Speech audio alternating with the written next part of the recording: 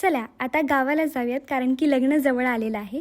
तुम्ही माझा हात पाहू शकता, मी मेहंदी पण काढून ठेवलेली, कारण की आज मला लेट व्हायला नको. फेशियल करायला ना मला बिलकुलच टाईम मिळाला नाही, त्यामुळे मी घरच्या घरीच ना मिनी फेशियल करते आहे. पहिल्यांदा स्क्रब केला, त्यानंतर गोल्डन पील ऑफ मास्क लावला आणि फेशियल हेअर्स वगैरे रिमूव्ह केले आणि मी तर रेडी आहे. आता सगळ्यात मेन काम ते म्हणजे पॅकिंग करणं, हे मी करत आहे.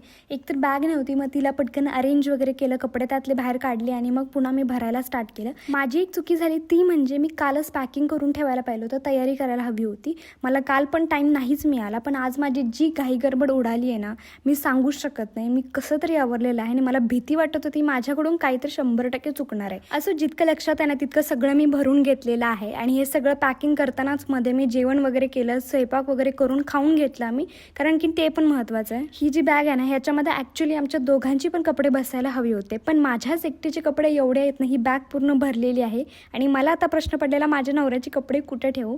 सो मी दुसरी बॅग घेतली आणि त्याच्यामध्ये ठेवले. लग्नाच्या पॅकिंगमध्ये ना खूप काही असते. ड्रेसेस आले, एक्सेसरीज आले, ज्वेलरी, चप्पल, हे सगळं वेगवेगळं असून ना पूर्ण बॅगच भरते. आणि जस्ट इन केसवाले कपडे आहेत ना, म्हणजे कधी तर लागतीलच म्हणून, ते तर मी 4-5 घेऊन ठेवलेले आणि त्यामुळे पण बॅग भरली आहे. आणि आम्ही निघणार होतो 2च्या दरम्यान, पण आम्हाला 4:30 वाजून गेले तरी आम्ही घरातच होतो. इतकी घाई गडबड आमची उठली आणि लेट पण झालं.